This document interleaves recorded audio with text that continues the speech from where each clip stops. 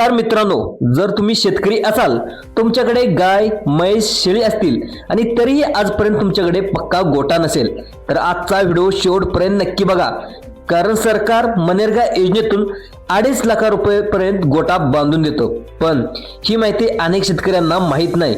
योग्य अर्ज न भरल्यामुळे त्यांच्यापर्यंत गोटा पोहोचत नाही. आजच्या व्हिडिओमधून मी तुम्हाला सांगणार आहे कोणाला गोटा मिळतो, किती पैसे मिळतात, अर्ज कसा करायचा, कोणते कागद कुठे लागतात आणि गोटा नक्की कसा मंजूर करून घ्यायचा, याची संपूर्ण माहिती या व्हिडिओच्या माध्यमातून आज आपण जाणून घेण्याचा प्रयत्न करत. तर सुरुवातीला स्टेप बाय स्टेप सर्व माहिती आपण जाणून घेण्याचा प्रयत्न करू. सगळ्यात पहिल्यांदा मनरेगा म्हणजे काय? मित्रांनो, मनरेगा म्हणजे महात्मा गांधी राष्ट्रीय ग्रामीण रोजगार हमी योजना. तर या योजनेचा उद्देश काय ते देखील आपण जाणून घेण्याचा प्रयत्न करूया. ग्रामीण भागातील लोकांना रोजगार उपलब्ध करून दिले. पाठीमागचा 1972 असेल, वेगवेगळे दुष्काळ पडले, तर दुष्काळातला ग्रामीण लोकांना हातामध्ये काम नव्हतं. त्यामुळे महात्मा गांधी राष्ट्रीय ग्रामीण रोजगार हमीच्या योजनेतून गोटा बांधणे, फिरीची कामे करणे, रस्ता बांधणे असे विविध कामे देखील रोजगार महात्मा गांधी या योजनेतून केली जातात. आणि त्याच प्रकारामध्ये गोटा बांधून देणे देखील या योजनेमधून हे काम आहे. तर आता हे शेतकऱ्यासाठी टिकाऊ आणि मालमत्ता तयार करणे हे देखील या योजनेचा उद्देश आहे. त्यामुळेच विहीर असेल, शेततळे असेल, नंतर कंपोस्ट केस असेल, गोटा पशुगृह आणि हे सर्व कामे मनरेगाच्या अंतर्गत म्हणजे महात्मा गांधी यांच्या योजनेतून केली जातात. आता सगळ्यात महत्त्वाचं म्हणजे गोटा म्हणजे काय, आता का तुम्हाला गरजेचं आहे हे देखील जाणून घेणं अतिशय गरजेचं आहे. तर तुमच्या घरी भरपूर जनावर असतील, गाय असतील, म्हैस असतील, शेळ्या असतील, ते आता सध्या पाहायला गेलं तर उघड्यावरच असतील, काही ठिकाणी झाडाखाली असतील.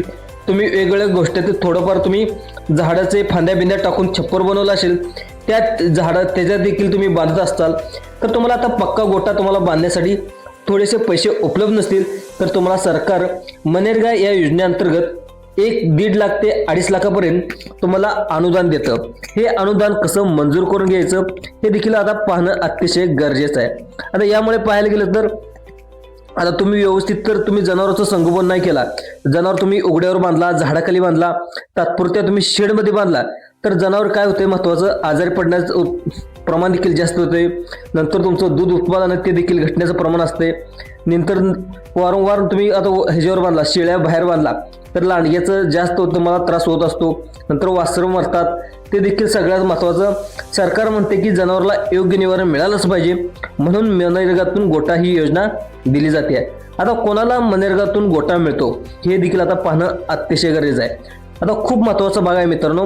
आता सगळ्यात महत्त्वाचं म्हणजे गोटा कोणाला मिळतो ते देखील पाहणं गरजेचं आहे. तर तुमच्याकडे महत्त्वाचं मनरेगा जॉब कार्ड असणं अतिशय गरजेचं आहे. तुमच्याकडे गाय म्हैस शेळी असतील तरच तुम्हाला या ठिकाणी गोटा मंजूर केला जाणार आहे.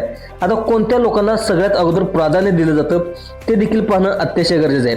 त्यामध्ये जे काही शेतकरी लहान अल्पभूधारक शेतकरी आहेत, म्हणजे 5 एकराच्या आतमध्ये जे शेतकरी आहेत, त्यांना सगळ्यात पहिल्यांदा प्राधान्य दिलं जातं. दुसरं म्हणायला गेलं तर अनुसूचित जाती जमाती यांना देखील सगळ्यात अगोदर प्राधान्य दिलं जातं. त्यानंतर ज्या शेतकऱ्याकडे जमीनच नाही अशा शेतकऱ्यांना देखील गोटा बांधण्यासाठी अनुदान दिलं जातं. नंतर ज्यांच्याकडे केसरी किंवा पिवळी रेशन कार्ड आहे त्यांना देखील या ठिकाणी सगळ्यात अगोदर प्राधान्य दिलं जातं. आणि जे मोठे शेतकरी आहेत त्यांना काही ठिकाणी पात्र या ठिकाणी केलं देखील जातं. आता गोट्यासाठी किती पैसे मिळतात हा सगळ्यात जास्त विचारला जाणारा प्रश्न आहे. तर महाराष्ट्रामध्ये 1.5 लाख ते 2.5 लाखापर्यंत या ठिकाणी पैसे गोट्यासाठी बांधण्यासाठी मिळत असतात. त्यामध्ये पाहायला गेलं तर मजुरी खर्च तो देखील मनरेगामधून द्यावा लागतो. त्यानंतर साहित्य खर्च शासनाकडून दिला जातो. आता पैसे ह्याच्यामध्ये एकदम येत नाहीत, टप्प्याटप्प्यामध्ये खात्यामध्ये जमा होत जातात. आता ह्याच्यामध्ये सगळ्यात महत्त्वाचं म्हणजे अर्ज कसा करायचा, स्टेप बाय स्टेप आपण बघूया. आता सगळ्यात पहिल्यांदा स्टेप आहे म्हणजे आपल्या ग्रामपंचायतमध्ये कार्यालयामध्ये जायचं. तिथे ग्रामपंचायत कार्यालयामध्ये गेल्यानंतर सगळ्यात अगोदर ग्रामसेवकाकडे जायचं आणि त्यांना म्हणायचं की मनरेगा अंतर्गत आम्हाला गोटा करायचा आहे आणि त्याचा अर्ज देखील भरायचा आहे. आता त्यामध्ये सगळ्यात व्यवस्थित तुम्ही अर्ज व्यवस्थित भरा. कागदपत्रे काय काय लागायचे ते देखील कागदपत्र तुम्ही व्यवस्थित जोडा. नंतर ग्रामसभेत एक ठराव होतो, त्या ठरावामध्ये तुम्हाला नाव घालावं लागतं आणि ठरावामध्ये त्याची मंजुरी देखील मिळत असते. त्याच्यानंतर तुम्हाला पुढची प्रोसेस पंचायत समितीकडे फाईल तयार होते आणि तिथून तुम्हाला मंजुरी मिळते. आता सगळ्यात महत्त्वाचं म्हणजे हे सगळं झालं, फाईल तयार होते, ग्रामसेवकाकडे गेलं तर तुम्हाला महत्त्वाची कोणकोणती कागदपत्र लागतात ते देखील पाहणं अतिशय गरजेचं आहे. आता गोटा मंजूर करण्यासाठी महत्त्वाची कोणकोणती कागदपत्र आहेत, तर सगळ्यात अगोदर तुम्हाला लागतं ते म्हणजे मनरेगा जॉब कार्ड. त्याच्या अगोदर तुम्ही कुठेही दुष्काळामध्ये काम केलं असेल, फेरीचं काम केलं असेल मनरेगा अंतर्गत, तर या योजनेचं तुम्हाला जॉब कार्ड लागत असतं. त्याच्यानंतर तुम्हाला लागतं ते म्हणजे आधार कार्ड. आधार कार्ड देखील असणं गरजेचं आहे. त्यानंतर बँक पासबुक, 7/12 उतारा किंवा 8 जागेचा दाखला देखील लागतो. नंतर पाहिलं तर जनावरांचा दाखला, पशुवैद्यकीय डॉक्टर आहे त्या डॉक्टरकडून तुम्हाला जनावरांचे दाखले देखील या ठिकाणी घ्यावे लागतात. त्यानंतर तुम्हाला ग्रामसेवकाची शिफारस पत्र ते देखील या ठिकाणी घ्यावं लागतं. आता हे कागद पूर्ण झाल्यानंतर ती तुम्हाला फाईल तयार होते आणि कागद जर अपूर्ण असेल तर फाईल जिथं आहे पंचायत समितीलाच अडकते. त्यामुळे व्यवस्थित तुम्ही कागदपत्र त्यामध्ये पाहिलं गेलं तर मनरेगा जॉब कार्ड, आधार कार्ड, बँक पासबुक, 7/12 उतारा आणि जनावरांचा दाखला हे सगळे व्यवस्थित तुम्हाला कागदपत्र जोडून त्यामध्ये आधार कार्ड देखील अपडेट पाहिजे, बँक पासबुक देखील त्याचं झेरॉक्स व्यवस्थित पाहिजे आणि 7/12 उतारा देखील 5 एकराच्या आतमधला तुमचा उतारा पाहिजे. नंतर जनावरांचे दाखले, ते पशुवैद्यकीय डॉक्टर तुमच्या जनावरांमध्ये किती असतात जनावरं त्याची माहिती देखील व्यवस्थित तुम्हाला डिटेल भरावं लागते. नंतर ग्रामसेवकाचे जे शिफारस पत्र आहे, ग्रामपंचायतीचा ठराव आहे, तो देखील तुम्हाला त्या ठिकाणी जोडावा लागतो. आता सगळ्यात महत्त्वाची कोणती योजना, त्या योजनेतून तुम्हाला 2.5 लाख रुपये मिळतात, ते म्हणजे शरद पवार ग्राम समृद्धी योजना. मित्रांनो, मनरेगा बरोबरच शरद पवार ग्राम समृद्धी योजना देखील या ठिकाणी चालते.